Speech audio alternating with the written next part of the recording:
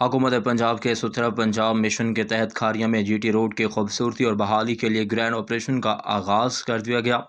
Assistant commissioner Kharian Ahmad Gondal کی خصوصی ہدایت پر مین جی ٹی روڈ پر گرین بیلٹس کی بحالی اور صفائی کے لیے ٹیمیں تعینات کر دی گئیں۔ ستھرا پنجاب کی ٹیموں نے جی ٹی روڈ پر روڈ کلیئرنس، صفائی ستھرائی اور گرین بیلٹس کی درستگی کے لیے بھرپور کارروائیاں کی، جس کا مقصد شاہراہ کی بہتر ویزیبلٹی اور ٹریفک سیفٹی کو یقینی بنانا ہے۔ اسسٹنٹ کمشنر احمد گوندل کا کہنا ہے کہ گرین بیلٹس کی صفائی اور پودوں کی کٹائی و درستگی کا کام تیزی سے جاری ہے، تاکہ نہ صرف شاہراہ کی خوبصورتی میں اضافہ ہو بلکہ شہریوں کو محفوظ آمد و رفت کو بھی یقینی بنایا جا سکے۔ انہوں نے متعلقہ حکام کو سخت ہدایت جاری کی کہ جی ٹی روڈ پر صفائی اور بحالی کے ان اقدامات کو ایک تسلسل کے ساتھ جاری رکھا جائے۔